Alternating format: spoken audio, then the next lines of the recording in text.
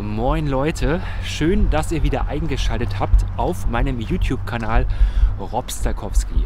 Mein Name ist Robert und ich reise in der nächsten Woche ab nach Thailand in diesen turbulenten Zeiten. Und wenn ihr mich begleiten wollt dabei, dann abonniert doch gerne meinen Kanal. Wenn man aber derzeit nach Thailand reisen will, dann muss man den Thailand-Pass beantragen. Und da gibt es 3 verschiedene Varianten: Test & Go, das Sandbox-System und die alternative Quarantäne. Test & Go habe ich in der letzten Woche ausführlich vorgestellt. Also das gesamte Buchungsvorgehen auf der Webseite bin ich durchgegangen. Wenn euch das interessiert, dann schaut euch doch gerne das Video an. Aber nach dem Video habe ich festgestellt, dass doch noch ein paar Fragen offen blieben. Die wurden nämlich in den Kommentaren und auch in der neuen Facebook-Gruppe gestellt. Ja, da klickt euch doch auch mal gerne rein. Wenn ihr Fragen habt, die nicht sofort beantwortet werden, dann steht dort sicherlich irgendjemand zur Verfügung, der die passende Antwort parat hat.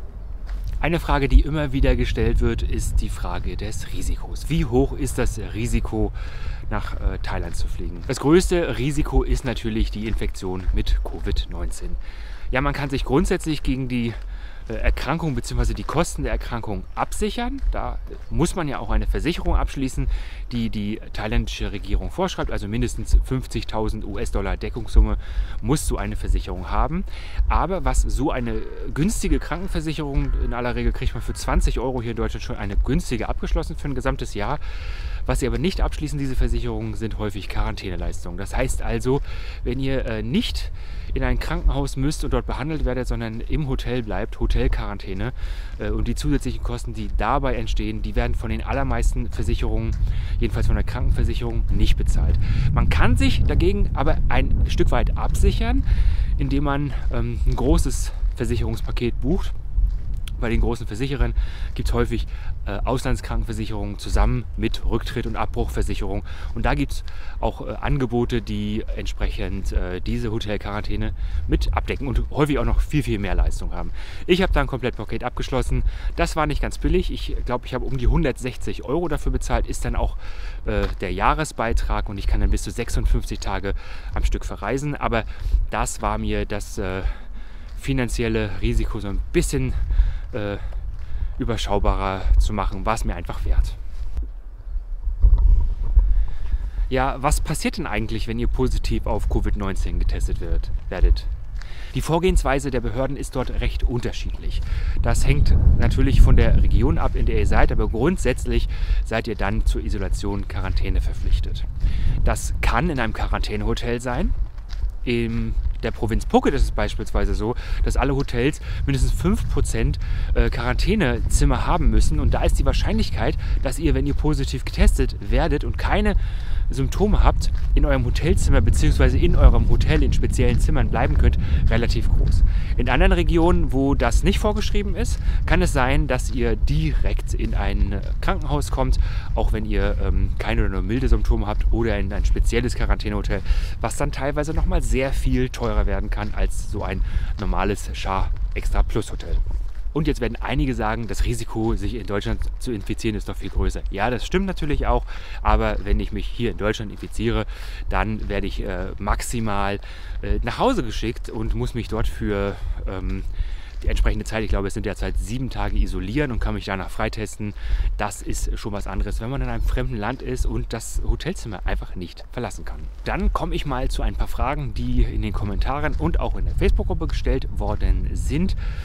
Ja, da geht's los, zum Beispiel damit, dass die Frage gestellt worden ist, ob man sich am Tag 5, also wo dann der zweite PCR-Test im Land gemacht wird, ob man sich da auch isolieren muss in seinem Hotelzimmer.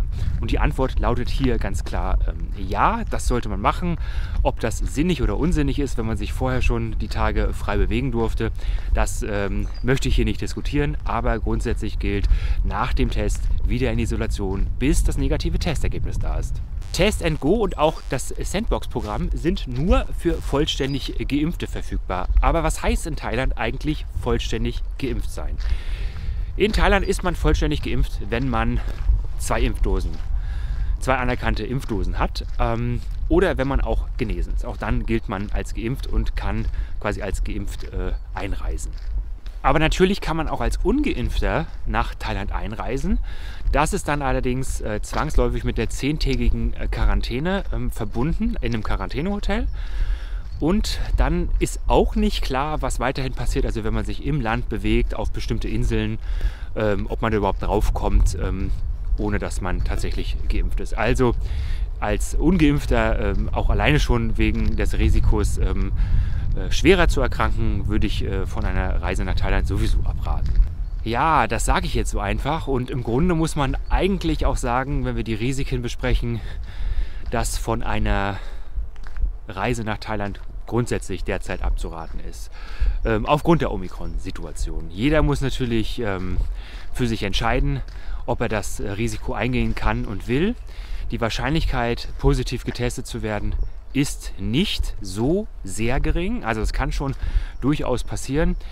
Aber ja, wenn man sich diesem Risiko bewusst ist und sich diesem Risiko auch aussetzt, dann denke ich, kann sich das auch lohnen. Bei mir zum Beispiel ist es auch so gewesen, dass ich gesagt habe, ich habe jetzt so lange darauf gewartet und wir können auch immer weiterschieben, immer weiterschieben. Ich möchte jetzt gerne, ich muss das jetzt haben, ich brauche das jetzt nach diesem Winter, ja, dass ich gesagt habe, ich gehe das Risiko ein. Also selbst wenn da jetzt was kommt, dann muss ich da durch und dann werde ich das auch überstehen. Ja, das ist nämlich die nächste Frage, die gestellt worden ist. Es wurde gefragt, was man davon hält, abzuwarten, inwiefern es demnächst Lockerungen durch die thailändische Regierung geben wird. Also die thailändische Regierung hat in der letzten Zeit immer wieder gesagt, dass man diverse Sachen plant. Also man möchte Travel Bubbles schaffen. Ja, auch gerade wie zum Beispiel für China. Aus China sind sonst sehr, sehr, sehr, sehr viele Menschen jedes Jahr nach Thailand gereist. Das ist ja derzeit aufgrund der strengen chinesischen Bestimmungen nicht möglich. Aber da will man Abkommen schaffen.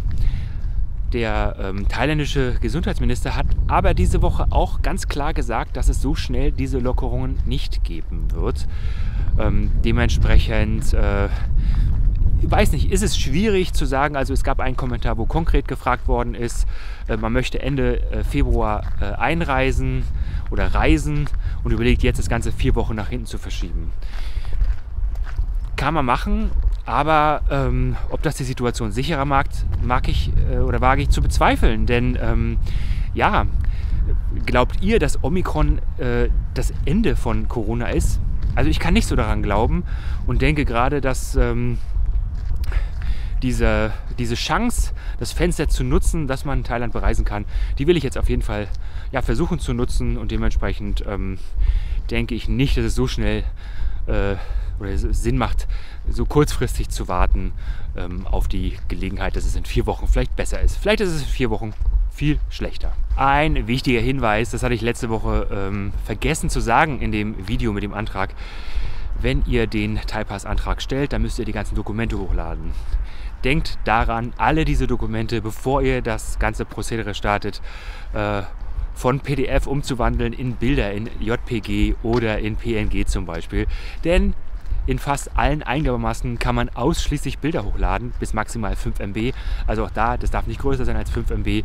PDFs könnt ihr an fast keiner Stelle in diesem Online-Antragsgeschehen hochladen. Das ist wirklich super ärgerlich, wenn man das immer wieder feststellt, wenn man das gerade erst hochladen will. Dann wurde die Frage gestellt, wie es denn mit ungeimpften Kindern ist, ob die auch nach Thailand einreisen dürfen. Das dürfen sie zusammen mit ihren Eltern. Und zwar Kinder bis 6 Jahre, die dürfen auch ohne den RT-PCR-Test vorher einreisen, müssen dann aber im Land so schnell wie möglich einen Speicheltest machen. Ab 6 Jahren muss dann vor Abflug, also 72 Stunden vorher, auch das negative PCR-Testergebnis vorliegen.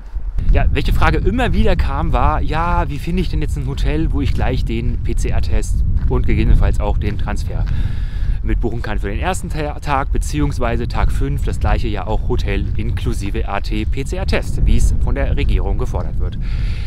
Ja, es gibt natürlich verschiedene Möglichkeiten und es gibt die Möglichkeit, einfach bei den großen Buchungsportalen sich die entsprechend zertifizierten Hotels rauszusuchen, also Char Extra Plus. Ja, und dann dort zu buchen. Dann reicht aber natürlich die normale Confirmation nicht aus, die ihr über das Buchungsportal bekommt. Ihr müsst dann nochmal Kontakt aufnehmen mit eurem Hotel und sagen, so, ich möchte jetzt zu dem Hotelzimmer, wenn das nicht alles schon in dem Angebot mit drin ist, möchte ich jetzt noch den PCR-Test buchen, beziehungsweise zusätzlich auch noch den Transfer. Und dann müsst ihr in aller Regel mit der Kreditkarte oder PayPal einfach nochmal ein bisschen was nachschießen für den PCR-Test und auch den Transfer. Also wie gesagt, wenn das in der Buchung, im Buchungsportal noch nicht vorhanden ist. Und dann bekommt ihr den Confirmation Letter, den ihr auch für die Beantragung benutzen könnt. Andere Hotels bieten wiederum direkt Packages an über ihre eigenen Webseiten. Ja? Das ist natürlich am einfachsten, direkt mit dem Hotel immer zu kommunizieren und mit dem Hotel zu buchen. Dann bekommt ihr auch direkt die richtige Bestätigung für die richtige Bezahlung, die ihr geleistet habt. Aber es gibt auch eine Variante, weil ich das, wie gesagt, jetzt ganz oft schon gefragt worden bin und auch in den Kommentaren gelesen habe. Das heißt, ich finde diese Angebote nicht, diese Paketangebote nicht. Und ich bin auch irgendwie nicht in der Lage, die Hotels anzuschreiben oder die Antworten nicht. Es gibt das Buchungsportal, das ASQ-Portal, was ich euch auch in der Videobeschreibung verlinke. Klickt da mal rein, da findet ihr ganz viele Packages. Ihr könnt hier auswählen, ob ihr Tag 1 braucht, ob ihr Tag 5 braucht, ob ihr Tag 1 und Tag 5 braucht, ob ihr Sandbox buchen wollt oder ob ihr alternative Quarantäne oder Test and Go buchen wollt und in welcher Region. Und dann werden euch direkt die passenden Hotels angezeigt. Also schaut euch den Link an und dann kann eigentlich nichts mehr schief gehen. So, und dann kommen wir noch zu der Frage, wie lange die Beantragung von Test and Go im Thailand-Pass dauert und wie man das beschleunigen kann. Also die thailändische Regierung schreibt, dass es zwischen 3 und 7 Werktagen dauert. Man sollte seinen Antrag also mindestens 7 Werktage vorher stellen. Ich kann euch nur raten, macht es mindestens 14 Tage vorher. Denn es gab auch Fälle, wo es einfach mal 14 Tage gedauert hat, bis der Antrag durchgegangen ist. Wer das Ganze aber beschleunigen will und sagt, das ist mir auch den einen oder anderen Euro wert, der kann sich an eine Agentur wenden. Da gibt es diverse Agenturen, klar, sicherlich auch in Deutschland. Die sind dann aber auch ein Stückchen teurer. Aber für etwa ab 50 Euro kann man sich an eine thailändische Agentur wenden. Das geht auch zum Beispiel über die ASQ-Seite, über die ich ja gerade schon gesprochen habe. Da klickt man sich so ein bisschen durch und dann stellt man eine Anfrage. Und wenn man über so eine Agentur geht und ja, wie gesagt, ab 50 Euro etwa ausgibt, dann werden die Thai-Pass-Anträge Test and Go ganz häufig schon noch am selben Tag innerhalb von weniger Stunden bearbeitet und entsprechend auch ja, durchgewunken.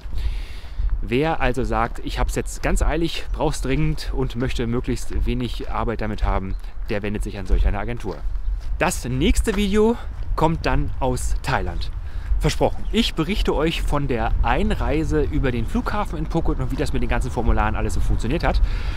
Wenn ihr wieder dabei seid, würde ich mich sehr, sehr freuen. Schreibt doch eure Fragen, wenn ihr noch welche habt, in die Kommentare. Abonniert meinen Kanal, aktiviert die Glocke und ja, schaltet einfach nächste Woche wieder ein, wenn es hier ja, heißt, wir wollen den Thailand Pass und Test and Go nutzen.